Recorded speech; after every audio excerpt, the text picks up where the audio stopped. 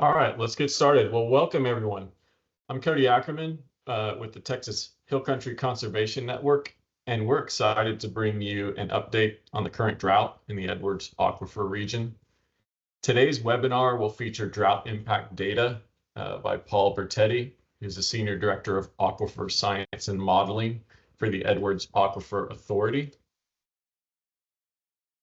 Following Paul's presentation, we'll have a few minutes for Q&A. So if you have questions during Paul's presentation, please use the Q&A button at the top of your Teams window to submit those to the presenters.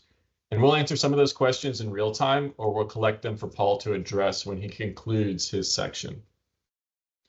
Then we'll be moving on to the actions you can take portion of our presentation, featuring a series of speakers, including Marisa Bruno, who's the Water Programs Manager with Hill Country Alliance, Zane Liston, who's a project manager with the Watershed Association, Sue Reilly, a conservation ecologist with Texas Parks and Wildlife, and Francis Acuna, climate resilience community lead with Go Austin, Vamos Austin.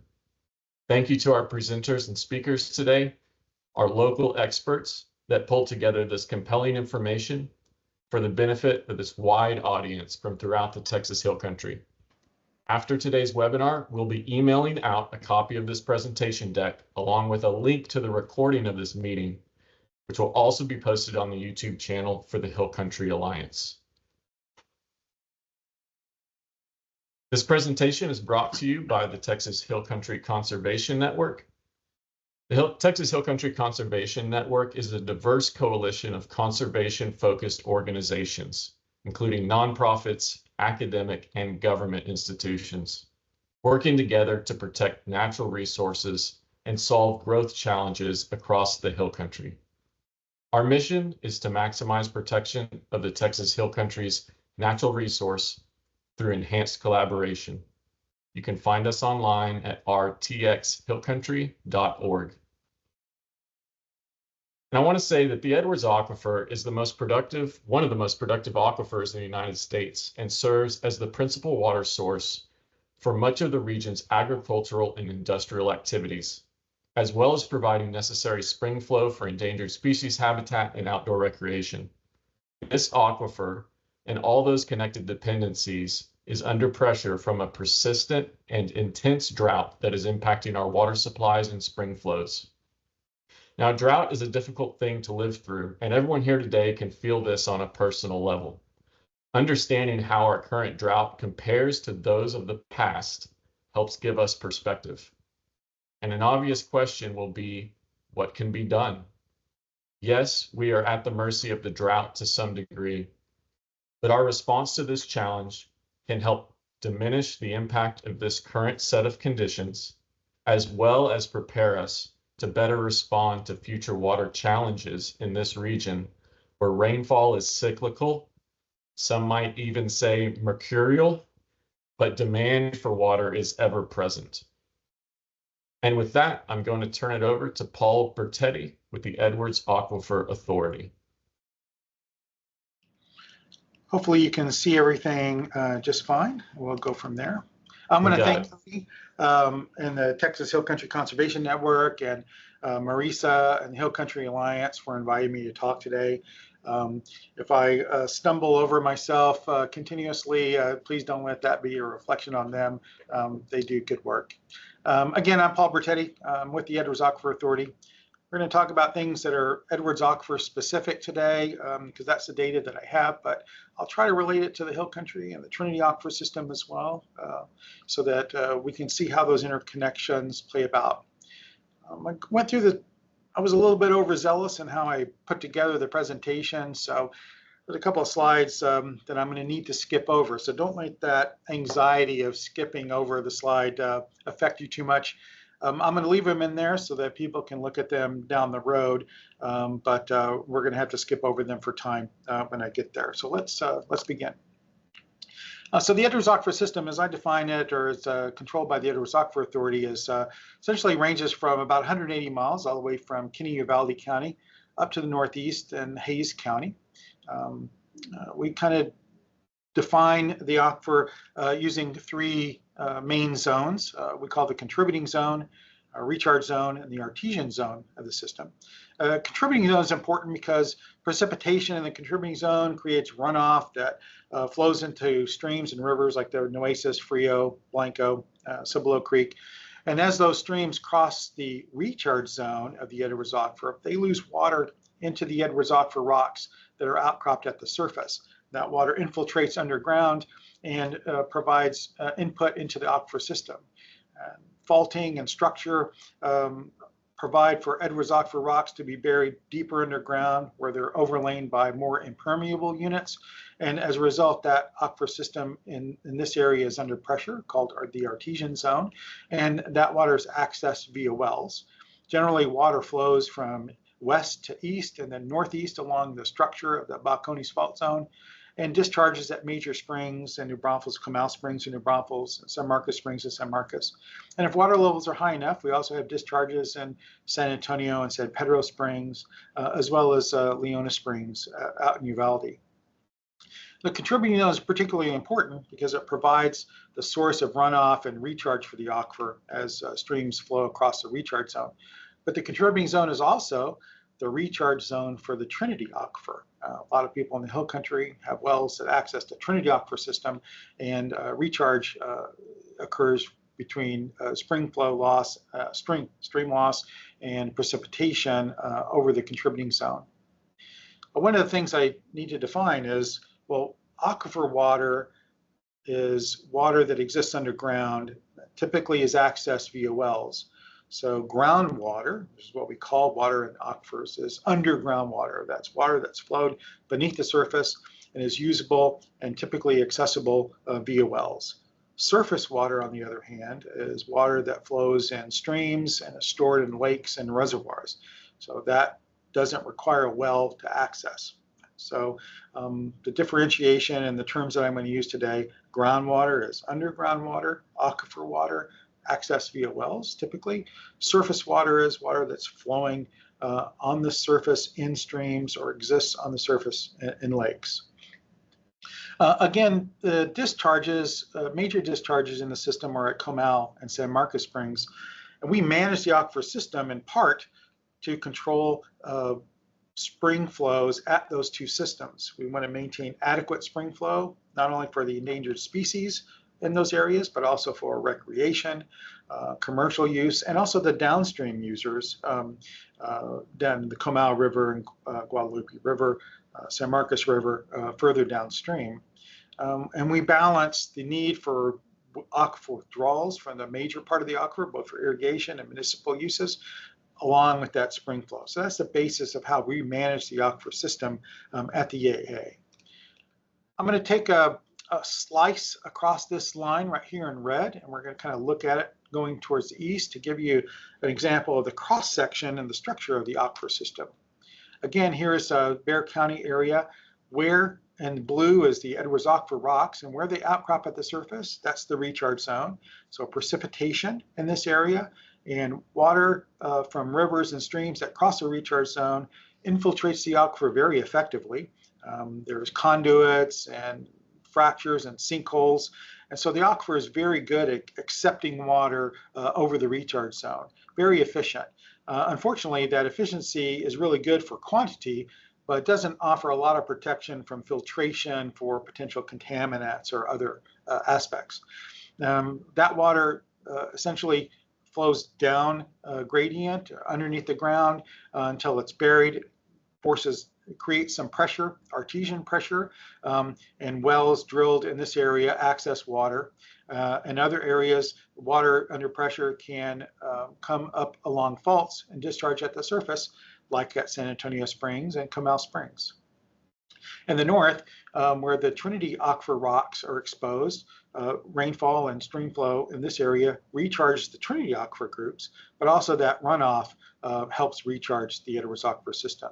The Trinity Aquifer is productive, but not nearly as productive as the Edwards. It's a little more fragmented, and it has a little more restrictive zones, both in terms of water quality and water supply, but it's a really important resource for the region.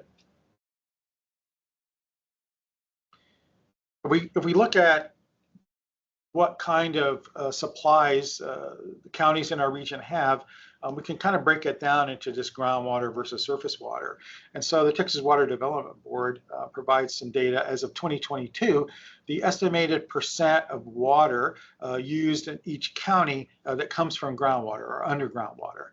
And so, for instance, that varies from about 41% of the water used in Hays County is from groundwater to 99% of the water used in Uvalde County is from groundwater. And that's for all uses, both municipal and irrigation uses.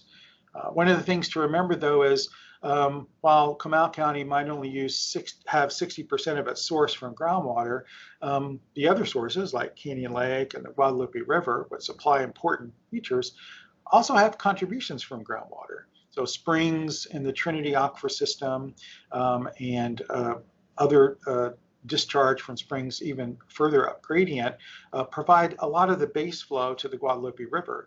So when aquifer levels in the Trinity system are low, those spring flow inputs are low, and so less water reaches things like Canyon Lake.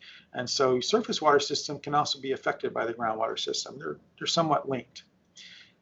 Additionally, areas have, like San Antonio water systems in Bexar County, have provided and sought alternative water supplies. Whereas in the 1980s and 90s, almost all the water that SAWS provided came from the Edwards Aquifer system. But in the last 20 years, they've made good progress in looking at alternative supplies. However, a lot of those alternative supplies are also groundwater supplies or pumping from other aquifers. In this case, they have collect water from the Carrizo, Wilcox, and Wilson County and Guadalupe County. And as many of you know, they pipe in water from the Carrizo, Wilcox up by Bastrop through the Vista Ridge pipeline project. So still about 95% of the water used in Bexar County is really originates from groundwater, if only part of it is from Edwards Aquifer groundwater. So what does the EAA do? The Edwards Aquifer Authority is a regional groundwater management agency, and what we're not is a water supplier. So we're not a water utility. We don't provide water. What we do is we provide permits for withdrawals of water to water suppliers and irrigators. And so we have a cap on the total amount of water that can be withdrawn from the aquifer each year, and then permits are distributed up to that point. So there may be some distribution in terms of where permits are held, but the total amount of water is always capped. But then we also manage the withdrawals through something called critical period management, and that is effectively equivalent to drought management. So as water levels get lower in the aquifer, or if spring flows get lower due to drought, then we have mandated reductions in the amount of water that can be withdrawn by permitted users. And that changes, and those reductions increase as water levels get lower and lower. So as the drought increases, then we have more restrictive conditions that are applied to groundwater users. And kind of unique in the state of Texas, the EAA has a capability of enforcing those water withdrawal restrictions. The EAA also supervises and enforces rules to protect the system, well drilling and construction, storage tanks, and we also support important activities like the Edwards Aquifer Habitat Conservation Plan in monitoring and inspection of other components of the aquifer system. So what is drought? And we talk about it a lot, and obviously it's affecting all of us, but how do we define it? What does it really mean? Obviously, it's a shortage of water that originates from a lack of precipitation over an extended period of time, but it can be expressed in any number of ways. Soils can dry out, that affects plants and trees kind of in very observable fashion. You can have lack of flow in streams and rivers. Guadalupe can be dry, Blanco can be dry, even at times of year when we expect it to not be dry. So lack of flow in streams is a really important aspect. Lower groundwater levels. Water levels in wells continue to get lower and lower, and in the worst cases, potentially these wells go dry. So that's also an effective drought, kind of a way that lack of precipitation really impacts the system. We also have economic effects. Farmers and agricultural entities have to plan differently in terms of their water supplies. They also don't get the supplement from precipitation. Businesses that are oriented around recreation have to change their practices, and downstream users and users of groundwater are impacted because they have to find alternative supplies.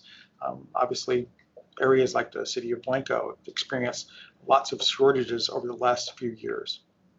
South Central Texas has really experienced a significant drought, as Cody mentioned, over more than the past 3 years or so.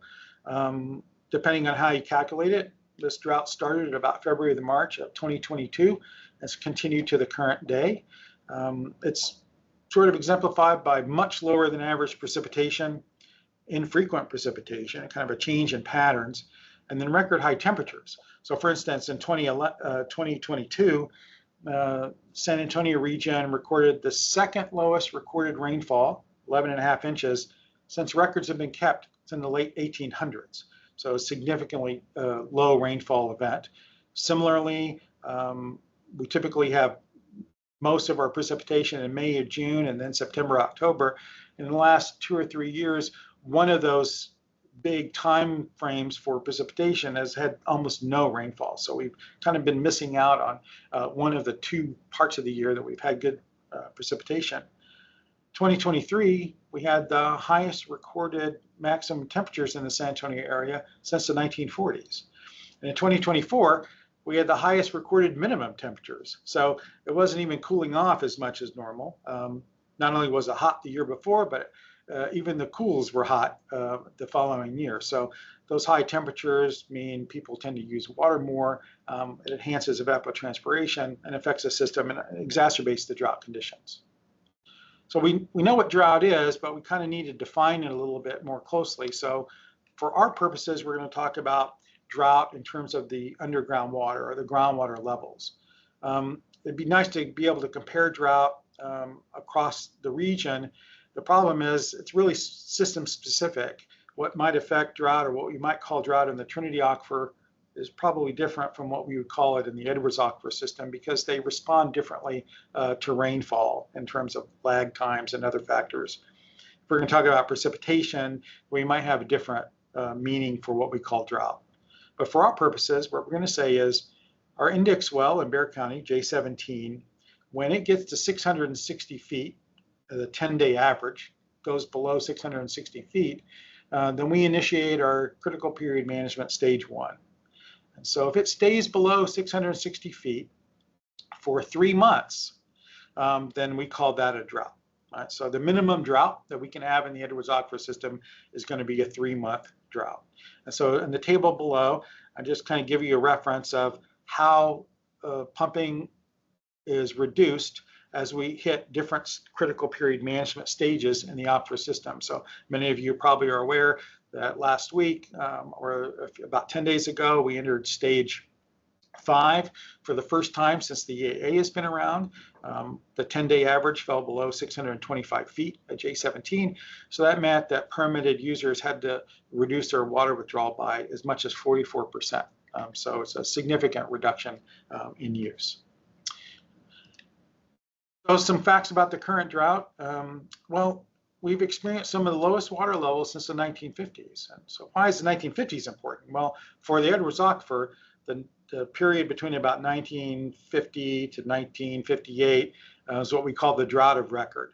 That's currently the minimum flows, the minimum water levels that we have in recorded history. So at least this, the 20th and 21st centuries.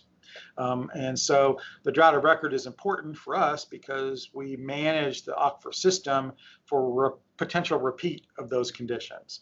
So if we experience a drought of record, ideally, we can maintain spring flow by having the aquifer management system that we have in place. South Central Texas reservoirs are also at very low levels. Lake Buchanan, Lake Travis, Canyon Lake are at 50% or less. In fact, Canyon Lake a couple of weeks ago was at its lowest level since it was filled in the early 1960s. So really is reflective of the intensity of the current drought. Medina Lake was not used for drinking water, but for irrigation. It's at 2% of its full capacity, and it's kind of been that way for a few months now. And stream flows are also very low. So for instance, Guadalupe River flow into Canyon Lake is lower than it was in the worst years of the 1950s. So flow in the 1950s drought a record in the Guadalupe River was actually a little bit higher than it's been over the last 3 years. So significantly low flows, low water levels, conditions across the region. So one way of looking at the effects can be through something like this drought map. The University of Nebraska-Lincoln produces a drought map for the whole country every week. This is essentially drought map sequence of our region. Again, here I've outlined the Edwards Aquifer recharge zone approximately in this little black outline to kind of orient you. This drought map is really focused on soil and moisture and precipitation, but it's also informed a little bit by groundwater, but they're not quite equivalent. So this is mostly kind of a surface drought orientation, if you will. October 2021 was the last time we were in no drought conditions, or there's essentially no drought. Since then, we've been in severe, moderate, severe, exceptional drought for the last 3 years. That's been particularly important for the contributing zone, the recharge into the Trinity Aquifer, and contributing to the recharge zone in the Edwards Aquifer.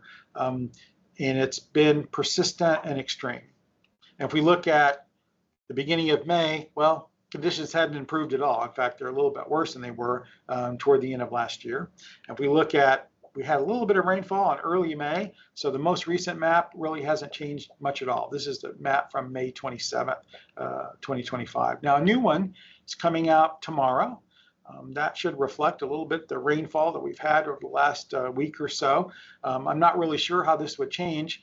It may impact a little bit about the distribution of drought in the region, but it's not going to affect the drought with respect to groundwater, and I'll talk a little bit about that in a minute.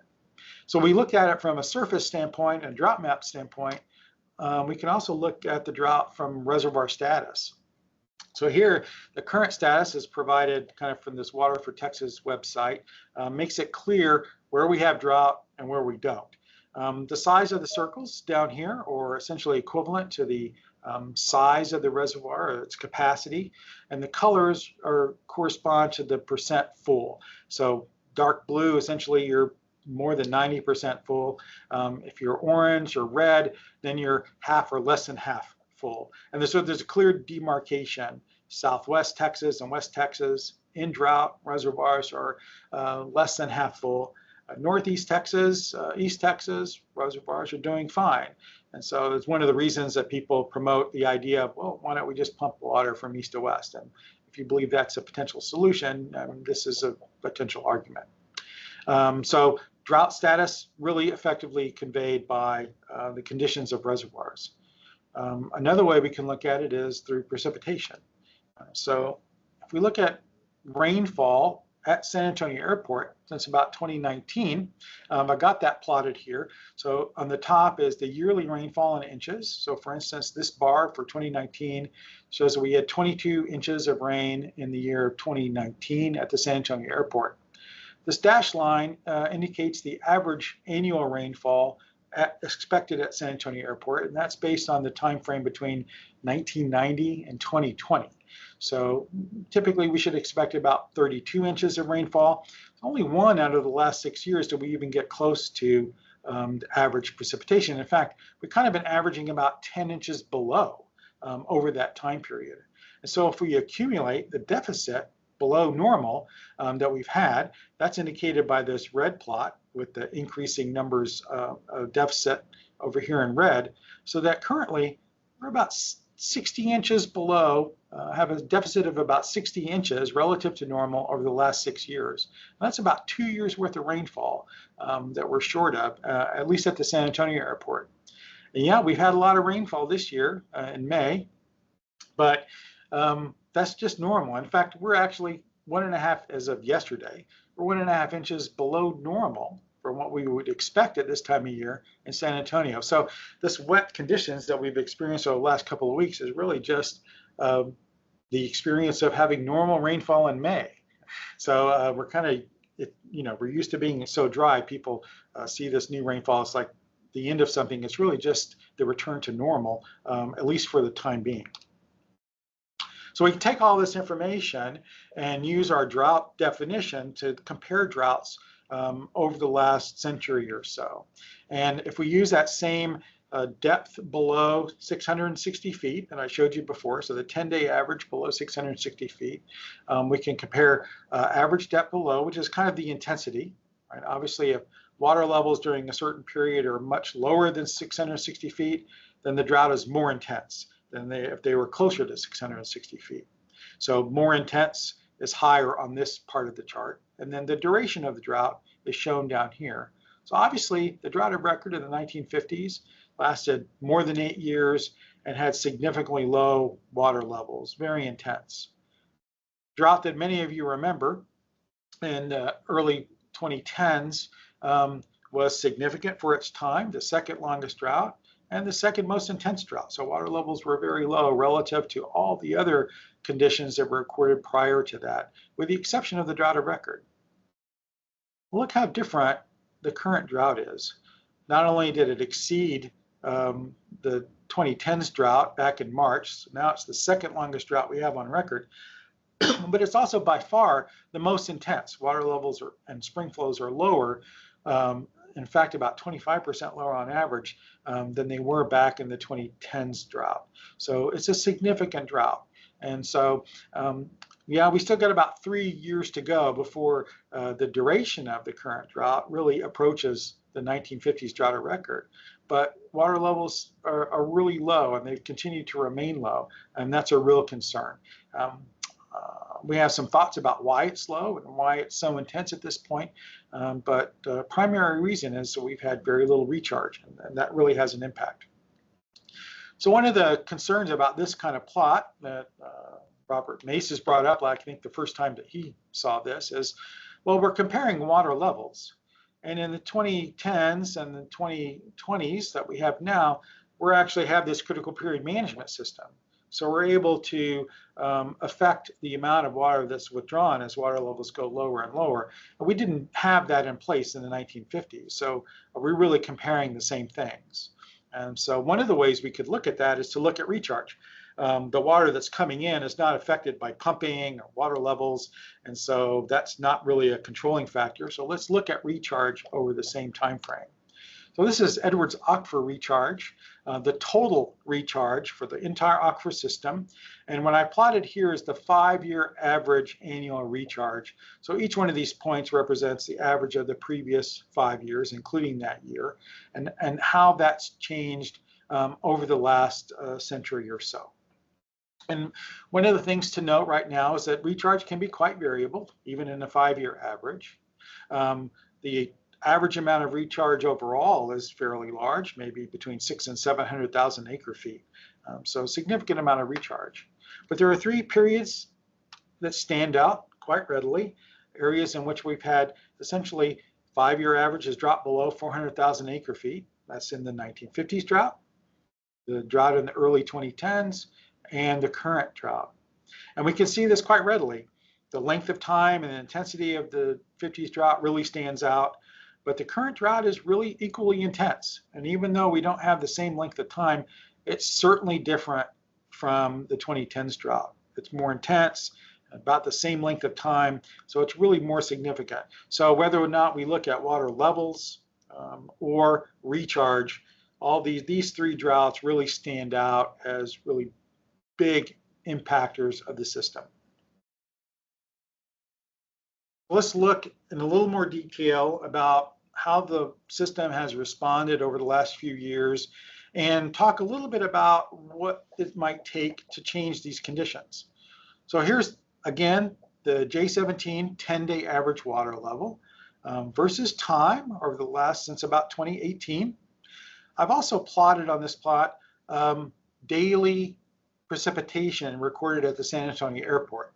So this is the axis here. So these bars are equivalent to the daily precipitation. And recently we had a couple of instances where we recorded 2 inches or more at the San Antonio airport.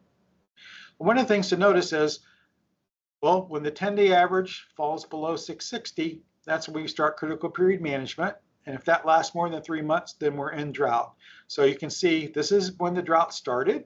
The current drought started, and we've remained in low water level conditions for the duration.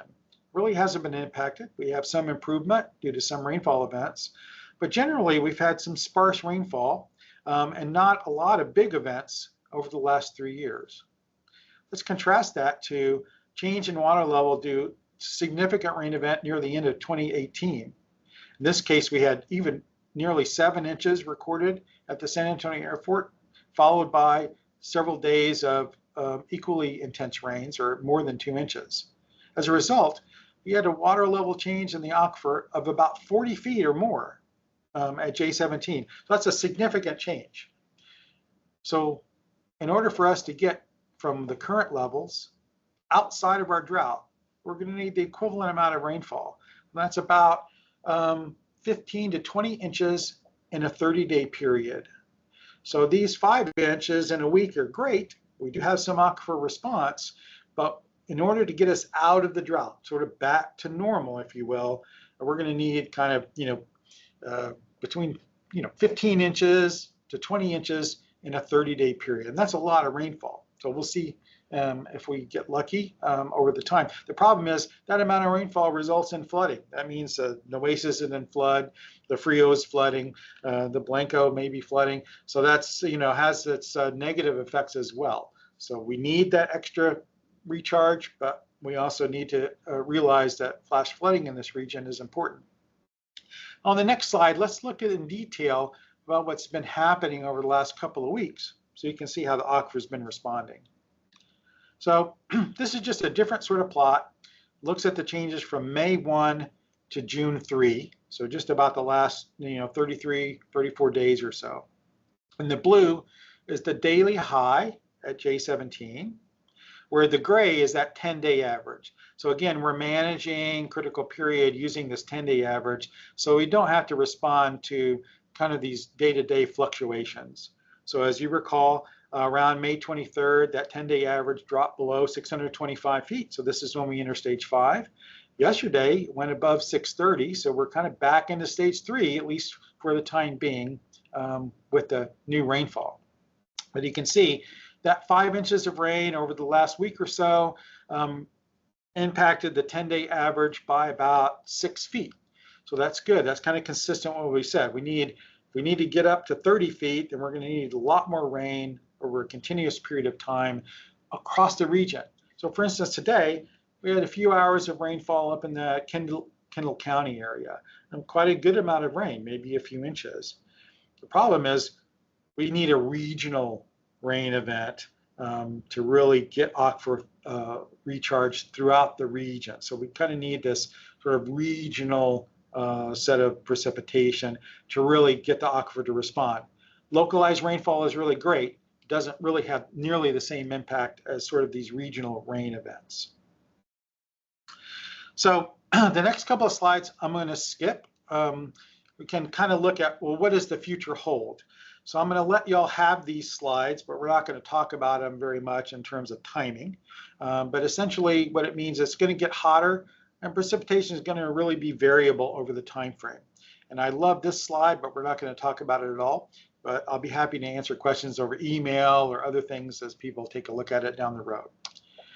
But if we look at our climate modeling and our aquifer modeling and kind of look at water levels over the next 20 to 40 years, we can compare what we expect to see versus what we've seen in the past. So on this pie chart, we can look at what kind of critical period management stages we've been in since about 1980 through about 2023. And we can see that much more than half of the time, maybe 60% of the time, we haven't had any restrictions. Water levels and spring flows have been high enough, so they've been above 660 feet. Spring flows have been good. No restrictions. People can pump to the maximum amount of their permit. The rest of the time, maybe only about a quarter of the time, have we been in stage 2 or below. In stage 2, I use it's about a 30% reduction, so it starts to have a big impact. And we've had very little instance, maybe only one instance of stage 5 over that time frame. However, if we look at all of our models together and look at the kind of the average output, in the next 20 to 40 years, we might expect to be in critical period management free conditions for maybe only about a quarter of the time. So that may be about half of what we saw in the last 40 years. On the contrary, stage 2, 3, 4, 5, maybe as much as 40% of the time over the next 20 to 40 years. So we should expect water levels to be lower on average, people to have slightly less access to water. And that's going to be important for planning for municipalities and other communities that still use a lot of their water from the Edwards Aquifer system. They're going to have to plan for alternative water supplies to make up for that 20% or 30% of water that they're not going to have access to in the future. The other thing that we learned about the climate modeling and projections that we've done is droughts like the one we experienced in the 2010s and that we're experiencing now may become more frequent. So we didn't have those from about 1960 to 1990, but we might expect maybe one a decade over the next 2 or 3 decades. So this might be a new norm that we have these sort of drought conditions periodically, and we need to plan for those. Now, these are Edwards Aquifer specific bits of information, but precipitation and recharge and rainfall in the hill country is also going to be affected in a similar fashion. So I would expect that spring flows from the Trinity water levels, Trinity recharge is also going to be significantly affected over the next 20 to 40 years, so that people should plan on having a reduced amount of spring flows, reduced amount of access to water overall. And that's going to really affect how people need to plan for management. So to summarize, the Edwards Aquifer is really highly productive. Good spring systems. It's also very efficient at recharging. All we need is a really big rainfall event, and we can have a significant impact. But that efficiency also means that it's vulnerable to contamination. Another thing is the Edwards Aquifer system is very leaky, right? We fill it up, springs just flow faster. So we're always losing water out of the springs, even if we didn't have pumping withdrawals. So it's not really good in terms of long-term storage. It's always going to be a leaky system, a leaky bucket. So we really need this continuous input of recharge. And that's one of the reasons the Edwards in particular is a little more susceptible to these shorter-term intense droughts. The EAA regulates withdrawals from the aquifer through that permitting system, but we also monitor water quality and conduct research to understand how the system might perform, to understand it a little bit better. You know, we've been in a significant drought. Most of the hill country has been affected. I think it will continue to persist for at least the next few months. Ideally, we'll be able to manage it, but that I don't know how that's going to be affected over the short period.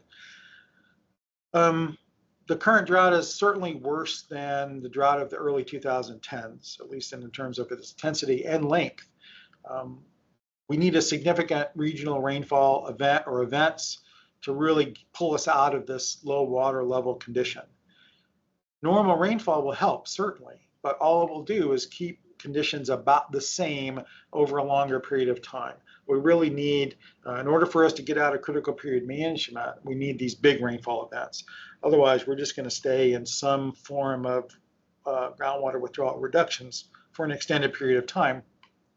And it also makes us much more susceptible to the normal impacts of the heat and water use in the summer. Typically, we lose 8 to 10 feet of water level from water use in the summer months between about July and early September. So like right now, we're back up to 635, but we'd be back down to the 20s by August, the end of August, if we didn't have substantial or significant rainfall. And that's just under normal conditions. So we're still in this precarious position until we get this significant rainfall. And unfortunately, we should expect these lower flows and more frequent short-term droughts probably over the next 2 to 4 decades. That's what our sample shows. I think we have 19 models that we ran and kind of evaluated. 18 of the 19 models indicate that if we look out to 2060, 18 of those models suggest that we have lower total recharge for the Edwards Aquifer system over the next 40 years than we had over the previous 40 years. So if we compare 40 years of recharge from about 1980 and then compare the next 40 years of these 19 models, only one of the models suggests we'd have more recharge. All the others suggested we had lower amounts of recharge. And I will confirm that those same effects are going to be felt in the Trinity Aquifer system in the Hill Country too, and probably worse in the western zones, maybe not so much for that Austin area and to the east, but certainly in the Hill Country and certainly west. Well, I think that's all I have. I really appreciate your attention. I'm going to stop sharing so I can give it back to Cody. I'll be happy to answer any questions that you might have. So yeah, Paul, thank you. We do have a couple of questions from the Q&A. Touching on what you just covered, one of the questions was, why are drought restrictions lifted after rain events, allowing more pumping when we're in a trend that's multi-year and we expect the drought to continue, but yet restrictions are lifted? Well, management of the, that's a good question. Management of the aquifer system, has to incorporate people's use of water for the needs, for their needs as well. And so, they have permits that allows them to use water in a usable fashion from the aquifer system. And we've kind of established these levels that we think are consistent with being able to maintain spring flows and also provide for people's access to water. And that's really important. So as we get to the levels that indicate that we should be able to withdraw more water as needed, as levels increase, that's one of the reasons we have the 10-day average instead of a daily average, then we can do that. And as water levels decline again, then we apply more restrictions. There's also programs that are longer term that forbear use of water. For instance, we have a voluntary irrigation suspension program option in which we people have leases in which we pay them to not irrigate with water. So we actually conserve water during certain longer term conditions. So that's how the system has been proved to be managed, and it allows people to have access to water. We can't really just take away that just in case the system doesn't recover as well. And that's about the time frame that people have chosen to utilize. Thank you. Another question that's closely related. How do you know if someone is overdrawing on their water permit? With these restrictions, there's a reduction in expectation. So how do you know that that's correct? All entities that have permits to withdraw water have meters. They're required to report meters, or they have automated systems that report directly back to us. The frequency of reporting is at a minimum monthly. And so whether it's SAW or a farmer in Uvalde, we get metered reporting of those. And so those are accumulated and monitored by our regulatory staff and our meter staff. And so that's how we monitor and enforce withdrawal permits of the system. So we know if someone's overpumped, and they're required to affect leasing or other components in order to pay for that water or acquire water rights that allow them to do that. So that's closely monitored by actual measurement. Does that include monitoring of residential wells? Well, residential wells, or sort of residence or municipal wells, are monitored through their provider, but exempt wells, or wells that are only used for residences, are not monitored directly. The percentage of use of aquifer water from those is estimated to be around 5%. So there's about 5% of use that's not monitored. Whether or not we need to change those conditions or do that in the future is something that's still to be determined. But currently, no, exempt wells are not monitored. Okay. Next question. With federal cuts in funding across the country, do you expect any impact on EAA's work to happen? Fortunately, from our funding standpoint, is based on aquifer management fees, which is for essentially those permitted uses are paid for through those management fees. But other things that could impact us are we have contracts with the U.S. Geological Survey to maintain stream gauges, to understand flow, to estimate and calculate recharge throughout the system. And so funding of the U.S. Geological Survey impacts their ability to actually perform those functions, which go from everything from flood control to flood warning, but also to estimate our recharge values. That hasn't impacted us yet, but I know our San Antonio office has lost a significant number of staff. And so it's potential that that could impact us. And the way it would impact us is we would then have to change our budgeting and commit to the cost of hiring people and doing that ourselves, which could be a significant cost increase for us. We currently contract with the USGS to do that, but that's one way in which that could affect us. Similarly, impacts from NOAA or weather radar help us understand precipitation across the region, and that could potentially impact us as well. Great. Two more quick questions. One, is there a similar entity to EAA that manages the Trinity Aquifer that you know of? Not across the region. There are individual groundwater conservation districts that manage, maybe at the county level across the Trinity Aquifer system. And they can permit wells and get information about use, but they have limited capability to enforce groundwater withdrawal restrictions. That's one of the limitations of groundwater districts overall. So no, there really isn't an overall and cooperation or I guess effective management system for the Trinity Aquifer as a whole. And that's one of the reasons it's under a lot of stress. Gotcha. And last question that we have time for, which I appreciate. Are these graphs that you've shared available to the public? Now, again, we will be sending this deck out to everyone on this call, but is there a place at EAA's site that they can access this information? No, that most of these are plots that are available in kind of these presentations. So we're happy to share them with the presentations and some of the other materials, but we don't have like a section where I've generated a bunch of those, primarily because they change based on the current conditions. So happy to share them through these kind of mechanisms or in conversations with people, but we don't kind of maintain a site. However, water levels at J17 and rainfall and monitored systems across our region, you can now access that data through the environmental data portal on our website. It's freely accessible and you're able to download all of those data directly. All right. Paul, thank you so much for this Yes, great sir. information. We really appreciate your time. Yes, sir. Thank you very much. I appreciate it.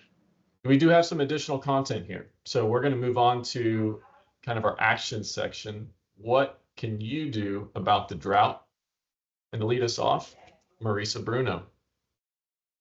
Hi, everyone. I know we just went past Paul, but Paul, there was a question about whether this material can be shared with folks. And I just want to confirm that this material can be shared publicly. Yes, this is publicly available. The board's seen it. Everything is approved. So yes, you can use it, hopefully in a responsible fashion. Awesome. Great. Yeah, I think, part of the motivation for this webinar was getting the word out. This drought is really serious, and all of us need to do our part to conserve water. And so I'll be talking a little bit about what urban and suburban residents can do to help conserve water, starting with just getting informed and knowing what your local drought stage is. Drought stages and restrictions are really confusing because they vary community to community. So you'll want to look up what the drought stage is in your particular area. For example, I live in Austin. We're in drought stage 2. And in Austin, that means we're down to once per week watering. And that there's not an automatic exception for establishing new plants. So that once per week watering rule is strict unless you apply for a variance. The other way that you can conserve water is really in your landscaping choices. We know that 30 to 70% of potable water is being used just to water thirsty landscapes in the summer. That depends on where you are in the region, but that statistic is large no matter where you look. And so one thing you can do is when you do think about your landscaping choices is think about drought tolerant and adapted plants that can survive without irrigation. That said, we want to be avoiding, wherever possible, new plantings in the summer just because it does take extra water for these plants to get established. The one sort of tip that can really help you continue to irrigate your lawn if that's really important to you, and outside of these restrictions, is implementing rainwater harvesting.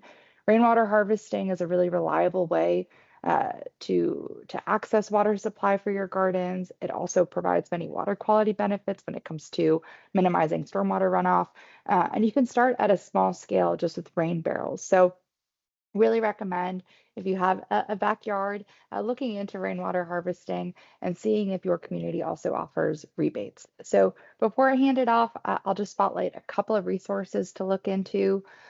One, you may have seen that HCA released a new guide for HOAs. The appendix to that guide has so many resources related to landscaping. We have a bunch of local drought tolerant plant lists depending on where you live. We have rainwater harvesting resources, and we have a bunch of irrigation best practices as well, again, to help minimize your landscape watering. I also want to highlight that HCA has a rainwater harvesting page, and on that page, we provide a list of local rainwater harvesting providers, as well as rainwater harvesting incentives. These incentives are changing all the time, so make sure to confirm with your local GCD, city, or county. And then the RainBees website as another great resource for looking up how to get started with rainwater harvesting. And with that, I'm going to kick it to Zane. Good morning, y'all. So as a rural resident of Hays County, it can be a little bit challenging sometimes to decide what specifically to do about the drought, especially as temperatures rise in the summertime. It can really feel like a true desert out here. So one of the coolest things that you can do if you have a somewhat larger plot of land in Hays County, or just generally in the aquifer recharge zone, is to integrate some climate adaptive land planning. So figuring out how to reforest certain areas of your land can be super important. If you have grazing livestock, try to rotationally graze. That way you give the understory a chance to come back, wildflowers a chance to thrive. And also you're sort of moving around the benefits that the animals leave behind on your land. Hillside Stewardship Guide that HCA produced is a wonderful resource on the kind of earthwork strategies that you can utilize if you have a hilly situation or some kind of terracing. We call those strategies berms and swales, but the traditional word is terracing. And the idea is that you want to slow and spread water across the landscape so that it sinks into the ground. So rather than running off down the hillside, you can use things like you can lay down your cedar logs along terrace lines, for example, to catch water and create small berms. You can create earthworks using rocks to funnel and channel water. And all of this is intended to sort of expand the zones where plant life can thrive and water is being held on the landscape. Now, if you have a well out in Western Hays and you're concerned about the status of your well, there are some newer age wells that you can probably monitor, but the best thing that you can do would be to connect with your neighbors and learn about the depth of their wells and the status of their wells, as well as checking out some of your local resources through groundwater districts. Most groundwater districts have monitoring wells. They have wells of different depths all throughout Hays County. I use Hays Trinity's website all of the time. You can check a well that's about your same depth in sort of your same region, and you can actually get sometimes minute-to-minute data on how that well is doing. So it's one of the best things that you can do just to have a general awareness about how the aquifer is doing in your area. Consider water conservation strategies for any irrigation that you're going to do outside, especially in the summertime. Drip line or irrigation strategies for orchards that are being established is probably the best way. But again, in many places, limiting of outdoor watering is a very real thing. So passive gray water reuse is a fantastic option. If you're looking to invest in infrastructure on your property, you can do it in somewhat simplified ways, or you can do it in somewhat more elaborate ways, which you see with a lot of new builds. The purple pipe system, which is essentially filtering and recycling gray water from laundry and kitchen sinks and diffusing it onto the landscape. You could also consider integrating rainwater harvesting onto your property as a long-term investment, not only in water quality, but in quantity. The quality of rainwater is really high for home use. People tend to love it for showers and washing dishes, but also it's increasingly becoming a better option for folks who are having a hard time figuring out how to afford drilling a new well. It is something that can mitigate and diversify your water intake. So even if you have a well, you could integrate a rainwater system and it would make your home overall more resilient. And we have an overabundance of rainwater providers in this region. They're all pretty wonderful, and we have a long history of doing it around here. So even though we're pretty behind on annual rainfall, rainwater collection can still be a really valid way to weather the drought. The goal is, though, to provide enough storage and to get the calculator just right so that you are collecting enough for your household use. And the best calculator for that is probably on the Meadow Center website. And the state of Texas also has a calculator for that. And then the last thing is pretty straightforward and simple, but if you have anything that can evaporate water, you might want to shade it. So water troughs or swimming pools, it's a pretty good idea to shade during the summertime. Most swimming pools in this region are going to lose 1 to 2 inches of water a week. That can be pretty significant when you stagger that over the summer. So shade cloths are a great idea and just a great way overall to weather the heat in the summer months. All right, now I'll pass it off to Francis. Actually, Sue's next. Sorry, Sue. Thank you, Zane. I'm Sue Reilly with Texas Parks and Wildlife. I work in inland fisheries on the sand and gravel permitting. We talk to a lot of riparian landowners with rivers and streams on their property. And I want to talk about ways that they can help the rivers and streams during the drought. Firstly, to understand that we're all seeing these river changes during the drought. There's more vegetation growing in them. There might be sediment accumulation. Woody debris is more visible. Like we're all just seeing those things in the rivers. And the important thing is to be patient with the river. It's really hard. We're all waiting for more rainfall and more spring flow. But to minimize intervention is really helpful. So that's kind of the best thing you can do is sometimes is not to do anything. So firstly, to avoid excavating in streams or impounding them. Landowners often want to access water by carving channels in streams or damming streams. Those both have some downsides. Excavation can cause erosion upstream and downstream. It can destabilize the stream bed during floods, and it can impact habitat. Impounding streams can lower the dissolved oxygen that's available to fish.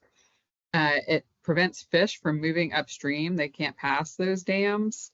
And it decreases flow downstream. So it disconnects the stream flow, which is bad for the aquatic life. We do see beavers building dams. Those dams have ecological benefit. We want to leave those dams in place if possible. They have a lot of benefits for fire, for drought.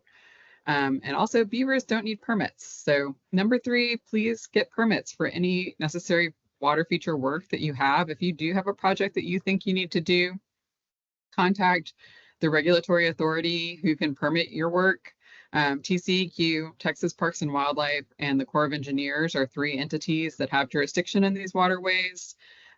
Hill Country Alliance has a video on permitting private dams that is a good starting point just in general on permitting processes.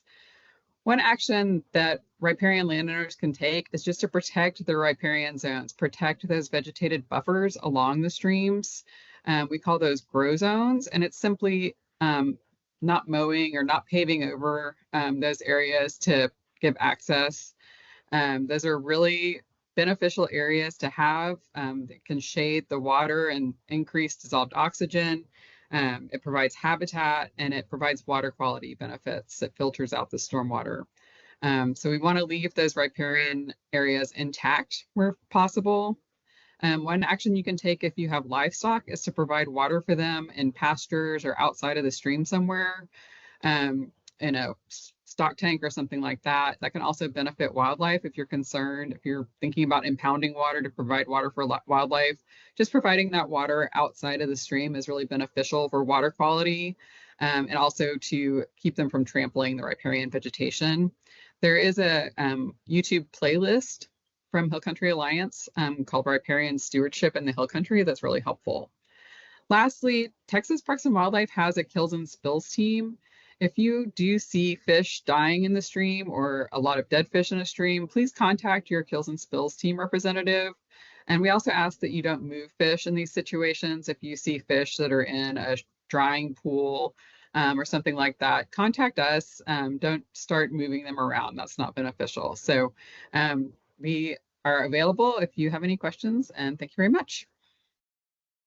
Thank you, Sue.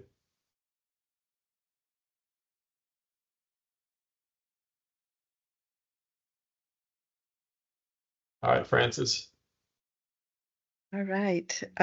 Well, thank you very much for all this information that it's amazing for for water consumers, the residents that are using it. And this information is very, very important. So I think in order for us to share it to the communities, it needs to be specific to your communities, right? Like translated into community language. What levels of understanding does your neighbor or your family member understand, right? Do they have higher knowledge of the water crisis that we are living in? And if they don't, how can we share that information to them? What languages do we need to give this information to them? Do we need interpretation? That is very important in order for us to share that information. Actions that can be relevant to your audience. It could be, like water harvesting. Everything that we heard from Zane was like amazing information that we could share with residents. And like water conservation resources, tips, anything that we can give residents in their language or in their culture, should I say. It's easier to understand, and it's easier to make a commitment to conserve water. Also connecting with local organizations. That way we can introduce the water consumers to this information. Organizations like GAVA. I work with GAVA, Go Austin, Vamos Austin. It's a nonprofit organization that works to organize and mobilize community power to break down barriers to health. So my work is, I work to training residents on how to anticipate, prepare, and respond to disasters. And water is one of those disasters that we're going to be having later on. So now we just added water conservation, water quality, and quantity to our work. And, bringing this information to the community, it's, you could have it like in person or through Zoom. That way you are able to have that relationship building that trust in order for residents to take action, in order for residents to get involved in sharing the word with their networks, right? Yeah, and it is something that we all should be working on and worrying about, because I have a feeling that maybe 10 years from now, water is not going to be that accessible. Thank you very much. Thank you, Francis. All right, folks, that concludes our webinar. Thank you to all of our speakers for their expertise and the time spent bringing this important topic to light. The final page here is a list of resource links for anyone that wants to follow up on details mentioned in today's presentation.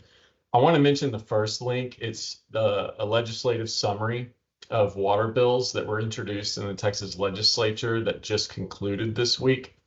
I want to thank Brian Zabchik with the Save Barton Creek Association for providing this resource. So that's a topic that some of y'all might be interested in learning more about. And then there's direct links to many of the resources discussed in our presentation today. So again, we'll be emailing out a copy of this presentation, the deck, along with a link to the recording of this meeting, which will also be posted on the YouTube channel for the Hill Country Alliance. So please share this with your community. Help us all be more aware when it comes to this issue. And thank you all for attending. Have a good rest of the day. Bye-bye.